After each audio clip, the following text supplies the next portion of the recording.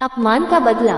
तेनालीराम ने सुना था कि राजा कृष्णदेव राय बुद्धिमानों व गुणवानों का बड़ा आदर करते हैं। उसने सोचा क्यों न उनके यहाँ जाकर भाग्य आजमाया जाए, लेकिन बिना किसी सिफारिश के राजा के पास जाना टेढ़ी खीर थी। वो किसी ऐसे अवसर की ताक में रहने लगा जब उसकी भेंट किसी महत्वपूर्ण व्यक्ति से हो सके। इसी बीच तेनालीराम का विवाह दूर के नाते की एक लड़की मगम्मा से हो गया। 1 वर्ष बाद उसके घर बेटा हुआ।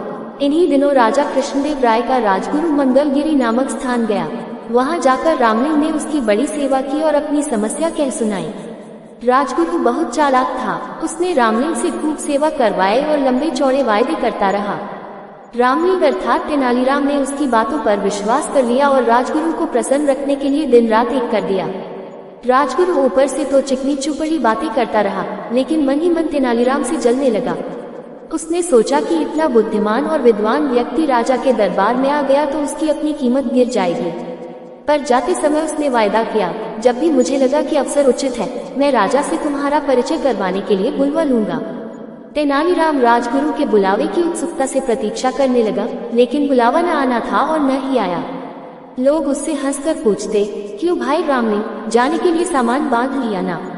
कोई कहता, मैंने सुना है कि तुम्हें विजयनगर जाने के लिए राजा ने विशेष दूत भेजा है। तेनालीराम उत्तर देता, समय आने पर सब कुछ होगा। लेकिन मन ही मन उसका विश्वास राजगुरु से उठ गया।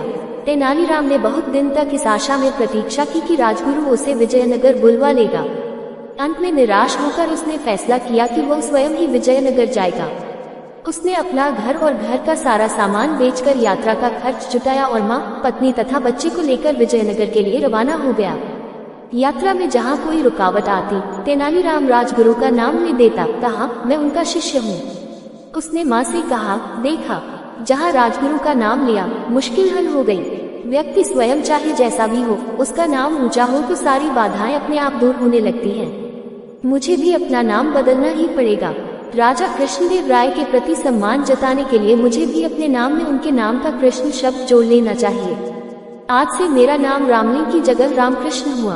बेटा, मेरे लिए तो दोनों नाम बराबर हैं। मैं तो अब भी तुझे राम पुकारती हूँ, आगे भी यही पुकारूंगी। माँ बोली। कोटवीर नामक स्थान पर तेनालीराम की भेंट वहाँ के राज्य प्रमुख से हुई, जो विजयनगर के प्रधानमंत्री का संबंधी था। उसने बताया कि महाराज बहुत गुणवान, विद्वान और उदार हैं, लेकिन उन्हें कभी कभी जब क्रोध आता है तो देखते ही देखते सिर धड़ से अलग कर दिए जाते हैं। जब तक मनुष्य खतरा मोल न ले, वह सफल नहीं हो सकता। मैं अपना सिर बचा सकता हूँ। तेनालीराम के स्वर में आत्मविश्वास था। राज्य प्रमुख ने उसे ये भी बताया कि प्रधानमंत्री भी गुणी व्यक्ति का आदर करते हैं, पर ऐसे लोगों के लिए उनके यहाँ स्थान नहीं है जो अपनी सहायता आप नहीं कर सकते। 4 महीने की लंबी यात्रा के बाद तेनालीराम अपने परिवार के साथ विजयनगर पहुंचा।